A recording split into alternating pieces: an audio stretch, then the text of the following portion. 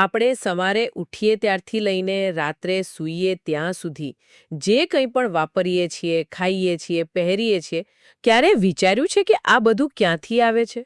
હા, એ સારો સવાલ છે. મોટાભાગની વસ્તુઓ આપણને કુદરત પાસેથી જ મળે છે, ખરું ને? બરાબર. આજે આપણે આ જ કુદરતી ભેટ એટલે કે કુદરતી સંસાધનો વિશે થોડી ઊંડાણપૂર્વક વાત કરવાના છીએ. ચોક્કસ. અને આપણો મુખ્ય આધાર છે પાઠ્યપુસ્તક 8 કુદરતી સંસાધનો. એ આપણને સમજાવવામાં મદદ કરશે કે આ સંસાધનો શું છે, તે શા માટે આટલા અમૂલ્ય છે.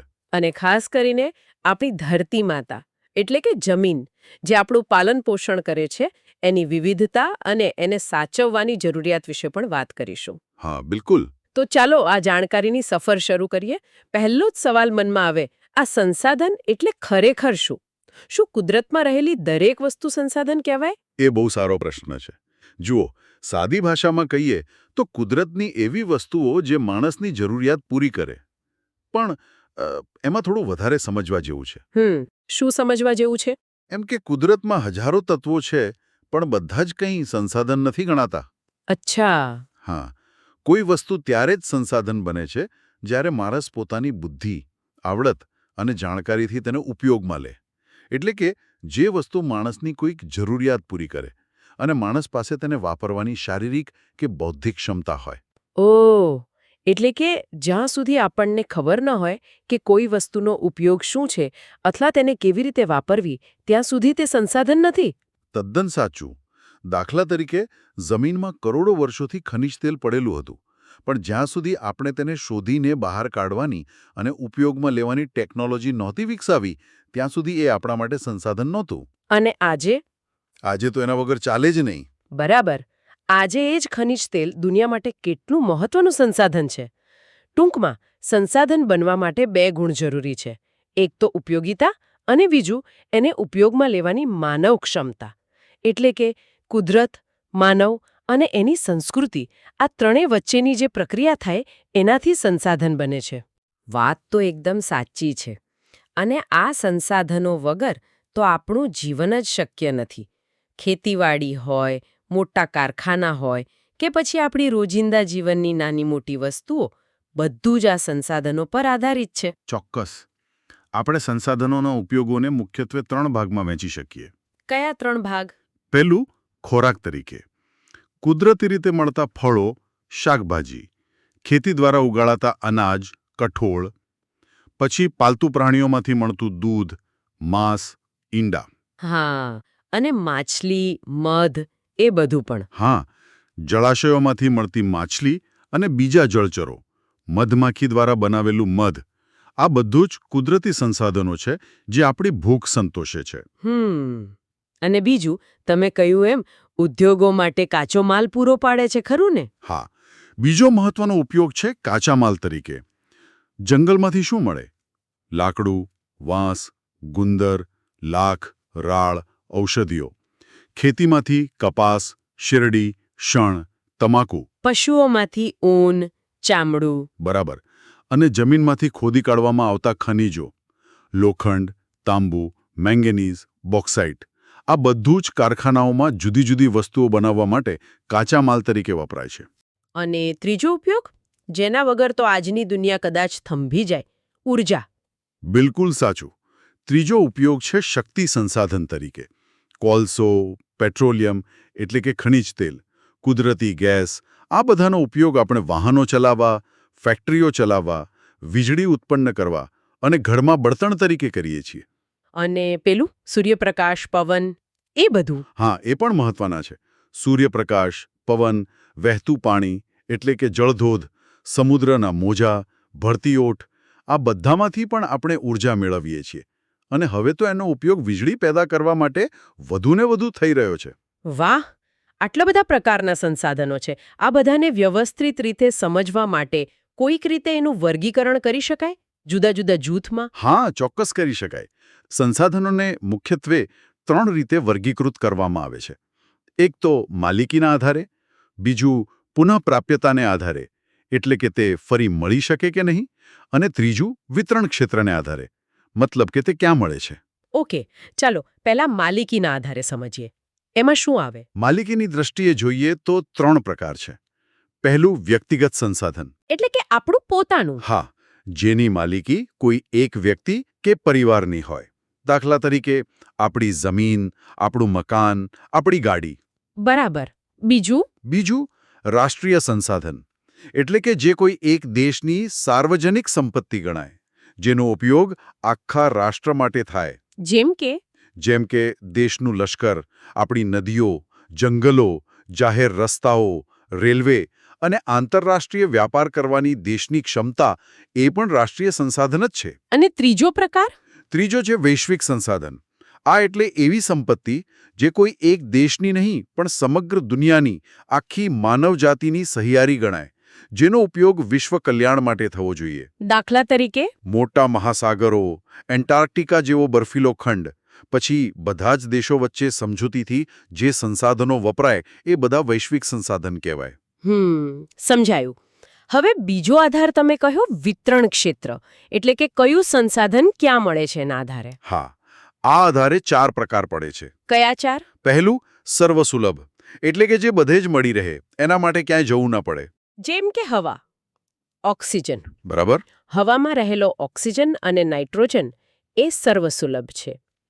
બીજું સામાન્ય સુલભ, એટલે કે જે સામાન્ય રીતે મોટાભાગના વિસ્તારોમાં સહેલાઈથી મળી આવે. એમાં શું આવે? જેમ કે જમીન, પાણી, ઘાસચારાના મેદાનો, એટલે કે ગોચર. આ બધું સામાન્ય સુલભ છે. પછી ત્રીજું? ત્રીજું છે વિરલ સંસાધન.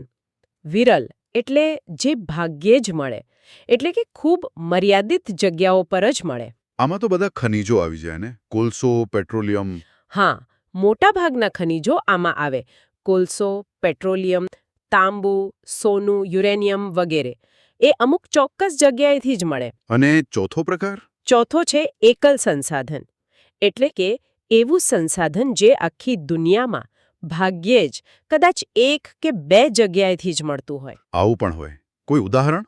હા, દાખલા તરીકે ક્રાયોલાઇટ નામનું એક ખનિજ છે.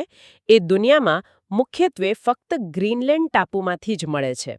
એટલે એ એકલ સંસાધન થયું. ઓહો, આ તો નવી વાત જાણી. અને હવે ત્રીજો આધાર પુનઃપ્રાપ્યતા.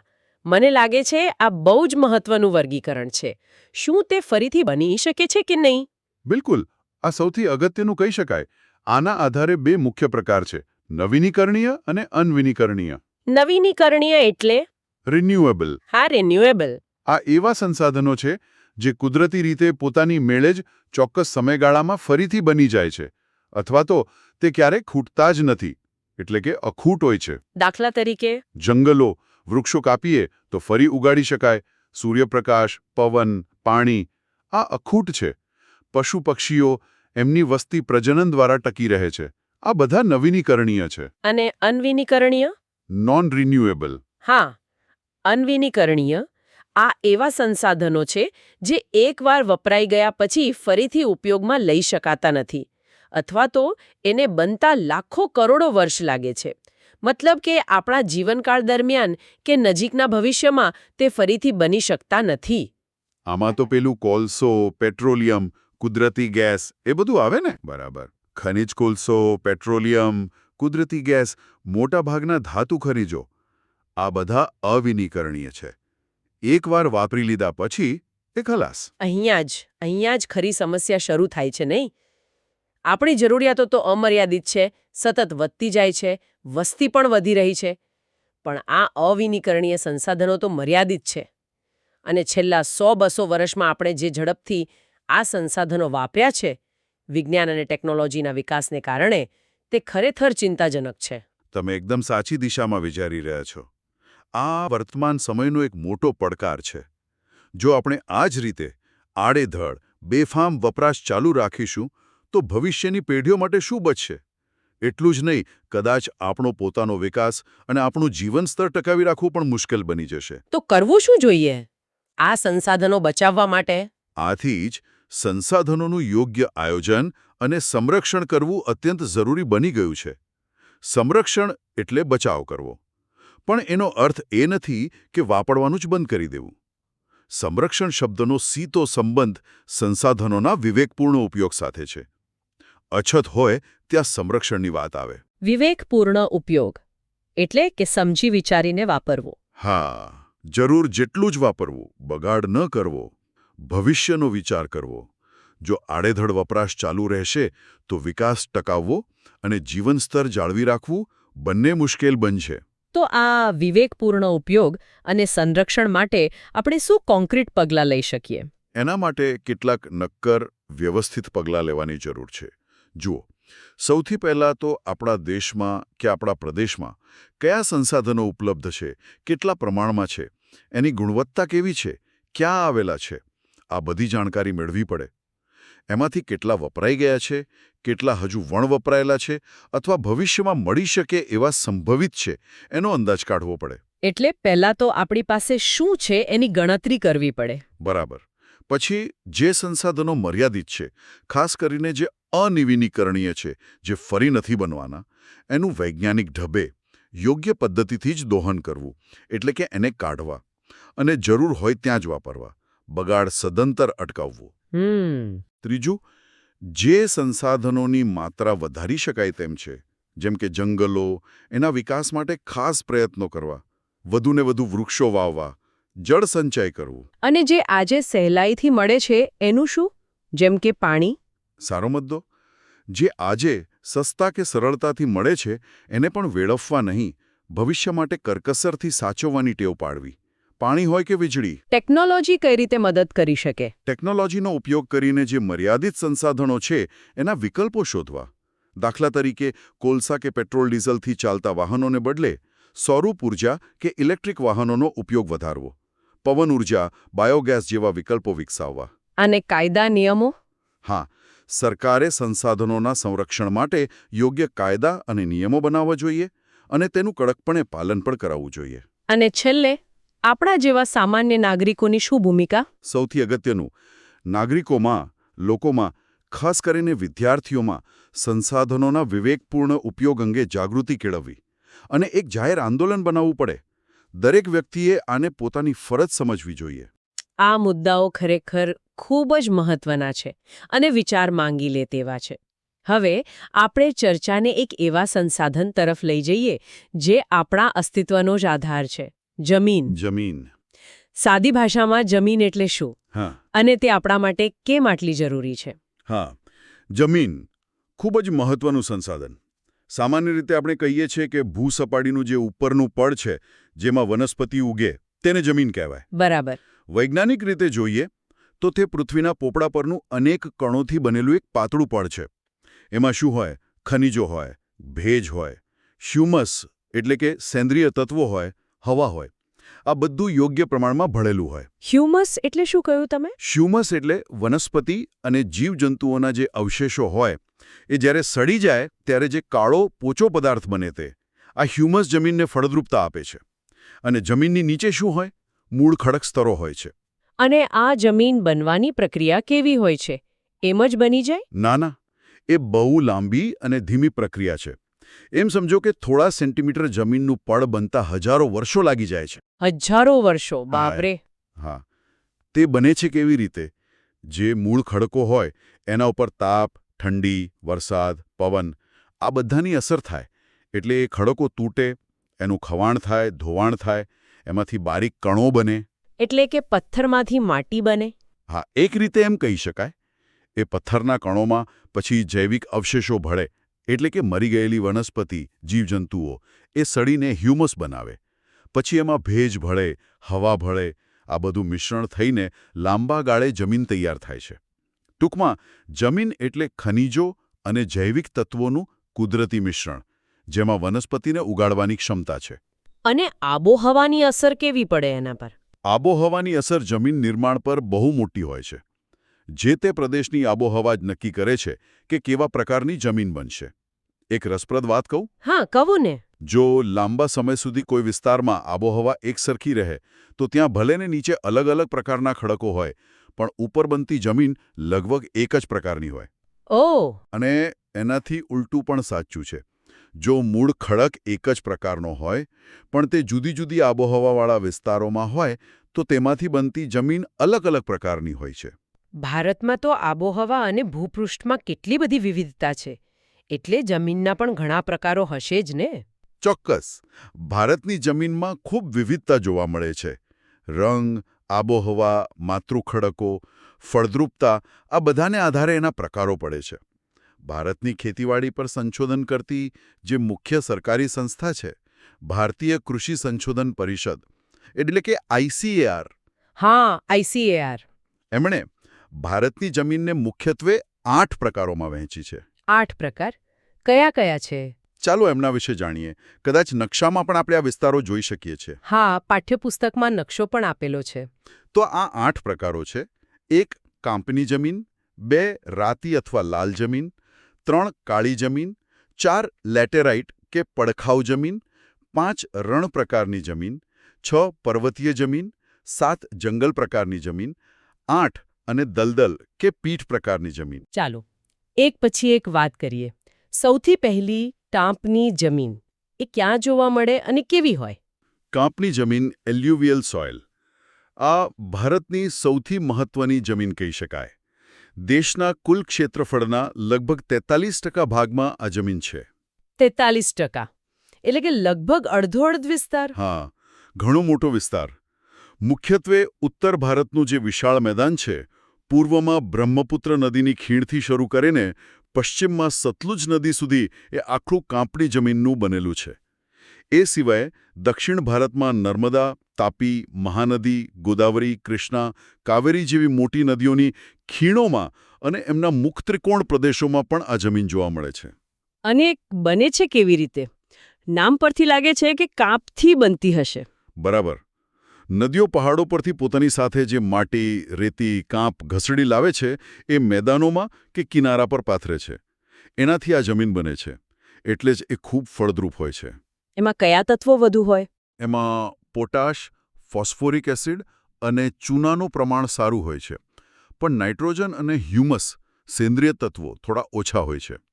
જો કે કઠોળના પાક લેવાથી જમીનમાં નાઇટ્રોજનનું પ્રમાણ વધારી શકાય છે.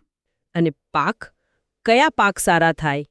લગભગ બધા જ મુખ્ય પાકો ઘઉં, ચોખા, શેરડી, શણ, કપાસ, મકાઈ, તેલીબિયા આ બધા માટે કાપની જમીન ઉત્તમ છે. સરસ. હવે બીજો પ્રકાર, રાતી અથવા લાલ જમીન.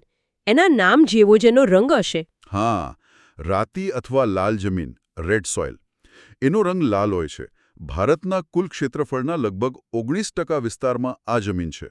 એ ક્યાં જોવા મળે? મુખ્યત્વે દક્ષિણ ભારતના દ્વીપકલ્પીય ઉચ્ચ પ્રદેશમાં, તમિલનાડુથી લઈને છેક ઉત્તરમાં બુંદેલખંડ સુધી અને પૂર્વમાં રાજમહલની ટેકરીઓથી લઈને પશ્ચિમમાં કચ્છ સુધીના વિસ્તારોમાં જોવા મળે છે. રાજસ્થાનના પણ કેટલાક ભાગોમાં છે. એનો લાલ રંગ શા કારણે હોય છે? એમાં રહેલા લોહ તત્વ એટલે કે ફેરિક ઓક્સાઇડને કારણે. જેમ લોખંડને કાટ લાગે ને લાલ થાય એવું જ કંઈક. અને જેમ જમીનમાં ઊંડે જઈએ તેમ તે થોડી પીળાશ પડતી પણ દેખાય. એ કેટલી ફળદ્રુપ હોય? કાંપની જમીન જેટલી નહીં. આ જમીન પ્રમાણમાં છિદ્રાળુ અને ઓછી ફળદ્રુપ હોય છે. તેમાં ચૂનો, કાંકરા કે કાર્બોનેટ જોવા મળતા નથી. મેગ્નેશિયમ, ફોસ્ફેટ, નાઇટ્રોજન અને પોટાશ જેવા તત્વોની ઉણપ હોય છે. તો પછી એમાં પાક કયા લેવાય? યોગ્ય માવજત અને ખાતર નાખીને બાજરી, કપાસ, ઘઉં, જુવાર, અળસી, મગફળી, બટાટા જેવા પાકો લઈ શકાય છે.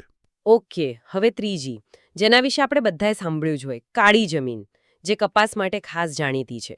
હા, કાળી જમીન, બ્લેક સોઇલ, એને રેગ્યુર જમીન તરીકે પણ ઓળખવામાં આવે છે.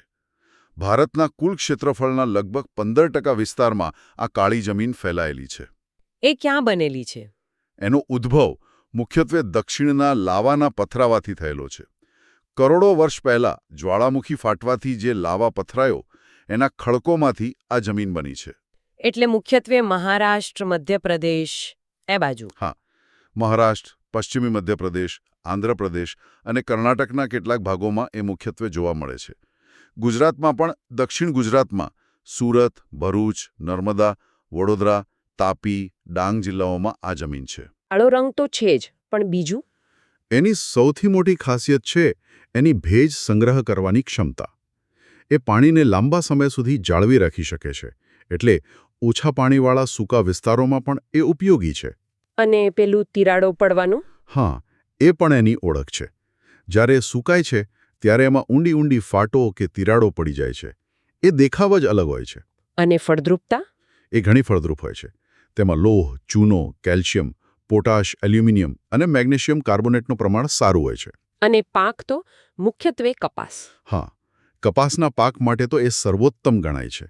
એટલે જ એને કાળી કપાસની જમીન બ્લેક કોટન સોઇલ પણ કહે છે. એ સિવાય શેરડી, અળસી, સરસવ, મગફળી, તમાકુ, અડદ જેવા કઠોળ પાકો પણ સારા થાય છે. સરસ. હવે ચોથો પ્રકાર, લેટરાઇટ જમીન. એનું નામ કંઈક જુદું લાગે છે. હા, લેટરાઇટ કે પડખાઓ જમીન, લેટરાઇટ સોઇલ. લેટરાઇટ શબ્દ લેટિન ભાષાના શબ્દ લેટર પરથી આવ્યો છે, જેનો અર્થ થાય છે ઈટ. ઈટ એટલે એ ઈટ જેવી હોય છે. હા, કંઈક અંશે. એનો રંગ પણ લોહ ઓક્સાઇડને કારણે ઘેરો લાલ હોય છે અને એની ખાસિયત એ છે કે જ્યારે એ ભીની હોય ત્યારે માખણ જેવી મુલાયમ લાગે, પણ જ્યારે સૂકાઈ જાય ત્યારે એકદમ સખત ઈંટ જેવી કઠણ થઈ જાય છે. અચ્છા, એ બને છે ક્યાં અને કેવી રીતે? આ જમીન સામાન્ય રીતે વધુ વરસાદવાળા અને વારાફરતી સૂકી અને ભેજવાળી આબોહવા રહેતી હોય તેવા વિસ્તારોમાં બને છે. વધુ પડતા વરસાદને કારણે જમીનના ઉપરના પડમાંથી સિલિકા જેવા દ્રવ્યો ધોવાઈને નીચે ઉતરી જાય છે. આ પ્રક્રિયાને નિક્ષાલન કહે છે. તો એ ફળદ્રુપ હોય કે નહીં? સામાન્ય રીતે ઓછી ફળદ્રુપ હોય છે, કારણ કે પોષક તત્વો ધોવાઈ ગયા હોય છે. જો કે તેમાં લોહ તત્વ, પોટાશ અને એલ્યુમિનિયમનું પ્રમાણ વધારે હોય છે. તો પાક લેવા માટે? યોગ્ય ખાતરો નાખીને તેમાં કપાસ, ડાંગર, રાગી, નાગલી, શેરડી, ચા, કોફી, કાજુ જેવા પાકો લઈ શકાય છે. આ જમીન મુખ્યત્વે દ્વીપકલ્પીય ઉચ્ચ પ્રદેશના જે ઊંચાણવાળા ભાગો છે ત્યાં જોવા મળે છે. એને પડખાઉ જમીન તરીકે પણ ઓળખવામાં આવે છે. ઓકે, પાંચમો પ્રકાર તો સહેલો લાગે છે, રણ પ્રકારની જમીન. હા, રણ પ્રકારની જમીન, ડેઝર્ટ સોઇલ.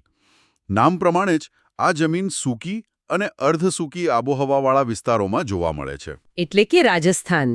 હા, મુખ્યત્વે રાજસ્થાન, હરિયાણા, દક્ષિણ પંજાબ અને ગુજરાતમાં, કચ્છ, ઉત્તર ગુજરાત અને સૌરાષ્ટ્રના કેટલાક ભાગોમાં આ જમીન છે. એ કેવી હોય?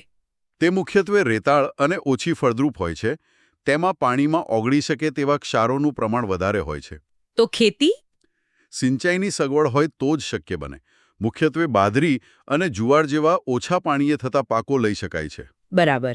હવે પહાડી વિસ્તારોની વાત કરીએ. ત્યાં કેવી જમીન હોય છે? તમે બે પ્રકાર કયા હતા? હા, પહાડી વિસ્તારોમાં મુખ્યત્વે બે પ્રકારની જમીન જોવા મળે છે. પર્વતીય જમીન, માઉન્ટેન સોઇલ, અને જંગલ પ્રકારની જમીન, ફોરેસ્ટ સોઇલ. પહેલા પર્વતીય જમીન વિશે કહો. પર્વતીય જમીન સામાન્ય રીતે હિમાલયની ખીણો અને ઢોળાવો પર લગભગ 2700થી 3000 મીટરની ઊંચાઈએ જોવા મળે છે. અસમ, દાર્જિલિંગ, ઉત્તરાખંડ, હિમાચલ પ્રદેશ, કાશ્મીર જેવા રાજ્યોમાં.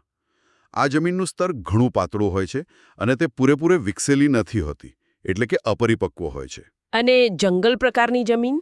જંગલ પ્રકારની જમીન પણ પર્વતીય વિસ્તારોમાં જ, પણ જુદી જુદી ઊંચાઈએ જોવા મળે છે. જેમ કે હિમાલયના શંકુદ્રુમ, સોયાકાર પાંદડાવાળા વૃક્ષો જેવા કે દેવદાર, ચીડ, પાઇન જંગલોમાં લગભગ 3000થી 3100 મીટરની ઊંચાઈએ. તેમજ દક્ષિણમાં સહ્યાદ્રી અને પૂર્વ ઘાટના પર્વતોમાં અને મધ્ય હિમાલયના તરાઈ ક્ષેત્રોમાં પર્વતની તળેટીના ભેજવાળા વિસ્તાર પણ આ પ્રકારની જમીન મળે છે. એની શું ખાસિયત હોય? અહીં વૃક્ષોના પુષ્કળ પાંદડા ખરીને જમીન પર પથરાયેલા રહે છે. આ પાંદડા સળવાથી સેન્દ્રિય દ્રવ્યો એટલે કે હ્યુમસનું પ્રમાણ ખૂબ વધી જાય છે. એટલે જમીનનો ઉપરનો ભાગ કાળો બનેલો દેખાય. જો કે નીચે જતા તે ભૂરો કે લાલ રંગનો હોઈ શકે છે. એમાં કયા પાક લઈ શકાય? આ જમીન ચા, કોફી, તીજાના, મરી મસાલા તેમજ ઘઉં, મકાઈ, જવ, ડાંગર જેવા પાકો માટે અનુકૂળ છે. જો કે આ બંને પ્રકારની જમીનો પર્વતીય અને જંગલ પ્રકારની ભારતમાં અત્યંત મર્યાદિત વિસ્તારમાં જ જોવા મળે છે. અને હવે છેલ્લો આઠમો પ્રકાર, દલદલ કે પીઠ પ્રકારની જમીન. આ ક્યાં હોય? દલદલ કે પીટ પ્રકારની જમીન, માર્શી ઓર પીટી સોઇલ. આ જમીન ભેજવાળા વિસ્તારોમાં જ્યાં પાણીનો ભરાવો રહેતો હોય ત્યાં જૈવિક પદાર્થોના સંચયથી વિકસે છે. એટલે કે કરણ જેવો વિસ્તાર? હા, કહી શકાય. ખાસ કરીને વર્ષાઋતુ દરમિયાન આ વિસ્તારો પાણીમાં ડૂબેલા રહે છે. આવા વિસ્તારો ઓડિશા, પશ્ચિમ બંગાળ, તમિલનાડુના કિનારાના ભાગોમાં, ઉત્તર બિહારના મધ્ય ભાગમાં અને ઉત્તરાખંડના અલ્મોડા જિલ્લામાં જોવા મળે છે. એની ખાસિયત શું? પાણી ભરાઈ રહેતું હોવાથી અહીં વનસ્પતિના અવશેષો પૂરેપૂરા સડી શકતા નથી, એટલે જૈવિક પદાર્થો અને ક્ષારોનું પ્રમાણ ખૂબ વધારે હોય છે. પણ સાથે સાથે તે એસિડિક પણ હોય છે. તેમાં ફોસ્ફેટ અને પોટાશની ઉણપ હોય છે. ખેતી માટે કેવી? આ જમીનનો વિસ્તાર પણ ઘણું મર્યાદિત છે. જ્યારે પાણી ઓસરી જાય ત્યારે તેમાં મુખ્યત્વે ડાંગર એટલે કે ચોખાનો પાક લેવામાં આવે છે. વાહ, ભારતમાં જમીનની આટલી બધી વિવિધતા! આ તો થઈ જમીનના પ્રકારોની વાત, પણ આપણે શરૂઆતમાં સંરક્ષણની વાત કરી હતી. આટલી મહેનતથી અને હજારો વર્ષોમાં બનેલી આ કિંમતી જમીન જ્યારે ધોવાઈ જાય ત્યારે શું થાય? જમીન ધોવાણ એ બહુ મોટી સમસ્યા છે, ખરું ને? હા, ખૂબ જ ગંભીર સમસ્યા છે. જમીન ધોવાણ એટલે શું? એટલે જમીનના જે કણો છે એનું ગતિશીલ હવા કે પાણી દ્વારા એક સ્થળેથી બીજે સ્થળે ખસી જવું, સ્થળાંતરિત થઈ જવું. અને એનું પરિણામ? પરિણામે કે જમીનનું જે સૌથી ઉપરનું, સૌથી ફળદ્રુપ પળ છે, જે બનતા વર્ષોના વર્ષો લાગે છે, તે ભારે વરસાદ પડે કે જોરદાર પવન ફૂંકાય તો ગણતરીના દિવસોમાં જ ખેંચાઈ જાય છે. અને એની સીધી અસર ખેતી પર પડે છે ને? હા, બિલકુલ. આનાથી ખેત ઉત્પાદન ઘટે છે, જમીનની ગુણવત્તા બગડે છે. એટલે આ ઉપરના પડની જાળવણી કરવી એ ખેતી માટે અત્યંત જરૂરી છે. તો આ ધોવાણ અટકાવવા શું કરવું જોઈએ? એના ઉપાયો શું છે? જમીન ધોવાણ અટકાવવાના ઘણા ઉપાયો છે. જેમ કે પહેલું તો જમીન પર જે ચરાણ પ્રવૃત્તિઓ થાય છે, પશુઓને ચરાવવામાં આવે છે, એને નિયંત્રણમાં લેવી. વધુ પડતું ચરાણ જમીનને ખુલ્લી પાડી દે છે. બીજું, જે ઢોળાવવાળી જમીનો છે, પહાડી વિસ્તારો છે, ત્યાં સમોચ્ચ રેખીય પગથિયાની તરાહથી વાવેતર કરવું. એટલે કે પેલું સ્ટેપ ફાર્મિંગ, સીડી જેવા ખેતરો. હા, બરાબર. એને કોન્ટૂર પ્લાવિંગ કે ટેરેસિંગ કહે છે. ઢાળની આડી દિશામાં ખેડ કરવી અથવા સીડી જેવા ખેતરો બનાવવા. એનાથી પાણી સીધું નીચે વહી જવાને બદલે રોકાય છે અને જમીનમાં ઉતરે છે. બીજું શું કરી શકાય? જે પડતર જમીન છે, જ્યાં ખેતી નથી થતી, ત્યાં વૃક્ષારોપણ કરવું. વૃક્ષોના મૂળ જમીનને જકડી રાખે છે. અને પાણીના વહેણનું શું? જ્યાં પાણીના નાના મોટા વહેળા કે કોતરો બની ગયા હોય, ત્યાં આડબંધ બાંધવા, ચેક ડેમ્સ. એનાથી પાણીનો વેગ ઘટે છે અને પાણી સાથે માટી પણ રોકાય છે. ખેતરોમાં કઈ રીતે મદદ મળે? ઢાળવાળા ખેતરમાં ઊંડી ખેડ કરવી. એનાથી વરસાદનું પાણી ઝડપથી વહી જવાને બદલે જમીનમાં ઉતરે છે અને ધોવાણ અટકે છે. આ બધા ઉપાયો એટલે જમીનનું રક્ષણ કરવું, ભૂમિ સંરક્ષણ કરવું. હા, બરાબર. ભૂમિ સંરક્ષણ એટલે જમીનનું ધોવાણ રોકીને તેની ગુણવત્તા જાળવવી. માટીના કણોને પોતાની મૂળ જગ્યાએ જાળવી રાખવા. એ જ ભૂમિ સંરક્ષણ. અને જો આ સંરક્ષણ ન કરીએ તો? જો સંરક્ષણ ન થાય તો શું થાય? જમીન ધોવાઈ જાય, નદીઓમાં કાંપ ભરાય, પૂરની શક્યતા વધે, જાનમાલનું જોખમ ઊભું થાય. લાંબા ગાળે જમીન બિનઉપજાઉ બની જાય. તો ભૂમિ સંરક્ષણ માટે બીજા કયા ઉપાયો છે, ધોવાણ અટકાવવા સિવાય? ધોવાણ અટકાવવાના ઉપાયો જ ભૂમિ સંરક્ષણના મુખ્ય ઉપાયો છે. પણ એને થોડો વધુ વ્યાપક રીતે જોઈએ તો જંગલોનું આચ્છાદન વધારવું. કારણ કે વૃક્ષોના મૂળ જમીનને જકડી રાખે છે. નદીઓના કોતરો અને પહાડી ઢોળાવ પર મોટા પાયે વૃક્ષારોપણ કરવું. રણની નજીકના વિસ્તારોમાં પવન દ્વારા થતું ધોવાણ અટકાવવા વૃક્ષોની હારમાળા ઉગાડવી, જેને શેલ્ટર બેલ્ટ્સ કહે છે. નદીઓ પર બંધ બાંધીને કે નહેરો કાઢીને પૂરને નિયંત્રણમાં લેવા. જરૂર પડે એ પૂરના વધારાના પાણીને બીજી નદીમાં વાળી દેવું અથવા સૂકી નદીઓ ભરીને પાણીનો સંગ્રહ કરવો. પશુઓ દ્વારા થતું અનિયંત્રિત ચરાણ અટકાવવું, ખાસ કરીને પહાડી વિસ્તારોમાં. ખેતી કરવાની પદ્ધતિઓ સુધારવી, જેમ કે ક્ષિતિજ સમાંતર ખેડ કરવી, સીડીદાર ખેતરો બનાવવા. અને જે જમીન ખરાબ થઈ ગઈ હોય, ઓછી ફળદ્રુપ થઈ ગઈ હોય, એનું શું? હા, જે જમીનની ફળદ્રુપતા ગુમાવી બેઠી હોય તેમાં પુનઃસેન્દ્રિય પદાર્થો ઉમેરવા. એટલે કે છાણિયું ખાતર, કમ્પોસ્ટ ખાતર, લીલો પડવાશ, આ બધું નાખીને જમીનને ફરી જીવંત કરવી. આ બધા ઉપાયો કરવા માટે તો મને લાગે છે કે સરકાર, સમાજ અને લોકો સૌએ સાથે મળીને પ્રયાસ કરવો પડશે. આ કોઈ એક વ્યક્તિનું કામ નથી. બિલકુલ સાચી વાત. ભૂમિ સંરક્ષણ એક સામૂહિક જવાબદારી છે અને એ આજની તાતી જરૂરિયાત પણ છે. જો આપણે આપણી જમીન નહીં સાચવીએ તો આપણું ભવિષ્ય અંધકારમય બની શકે છે. તો આજે આપણે કુદરતી સંસાધનો શું છે, તેના જુદા જુદા ઉપયોગો, તેને કઈ રીતે વર્ગીકૃત કરાય છે, માલિકી, વિતરણ, પુનઃપ્રાપ્યતા, તેના યોગ્ય આયોજન અને સંરક્ષણની જરૂરિયાત શા માટે છે, એ બધું સમજ્યા. હા, અને સાથે સાથે આપણા માટે અત્યંત મહત્વના એવા જમીન સંસાધન વિશે પણ ઊંડાણપૂર્વક વાત કરી. જમીન કઈ રીતે બને છે, ભારતમાં તેના મુખ્ય 8 પ્રકારો કયા કયા છે, કાપની, રાતી, કાળી, લેટેરાઇટ, રણ પ્રકારની, પર્વતીય, જંગલ અને દલદલ પ્રકારની. અને છેલ્લે જમીન ધોવાણ જેવી ગંભીર સમસ્યા અને તેને અટકાવવા તથા ભૂમિ સંરક્ષણ માટેના વિવિધ ઉપાયો વિશે પણ વિગતે ચર્ચા કરી. અહીં એક અંતિમ વિચાર, એક પ્રશ્ન મૂકવા માંગીશ. આપણે ઘણીવાર જમીન અને બીજા કુદરતી સંસાધનોને ફક્ત આર્થિક દ્રષ્ટિએ જ જોઈએ છીએ, નહીં? કેટલું ઉત્પાદન મળશે, કેટલું ખનિજ નીકળશે, કેટલો ફાયદો થશે. હા, એ વાત સાચી છે.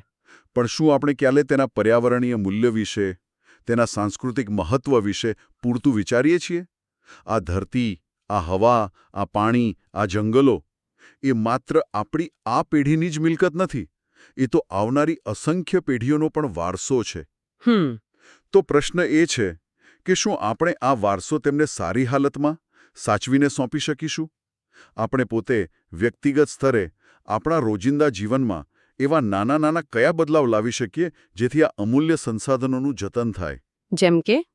જેમ કે પાણીનો બગાડ અટકાવવો, જરૂર પૂરતી જ વીજળી વાપરવી, પ્લાસ્ટિકનો ઉપયોગ ટાળવો, કચરો ગમે ત્યાં ન ફેંકવો, શક્ય હોય તો એકાદ વૃક્ષ વાવીને ઉછેરવું. કદાચ આવા નાના લાગતા પગલાં પણ ભેગા મળીને મોટો ફરક લાવી શકે છે. શું લાગે છે? ખૂબ જ મહત્વનો અને ખરેખર વિચારવા જેવો મુદ્દો તમે મૂક્યો. આશા રાખીએ કે આજની આ ચર્ચા સાંભળનાર દરેકને આપણા કુદરતી વારસા પ્રત્યે વધુ સજાગ અને જવાબદાર બનવા માટે પ્રેરિત કરશે. આ જાણકારી સભર અને વિચાર પ્રેરક સફરમાં અમારી સાથે જોડાવા બદલ સૌનો આભાર. આભાર.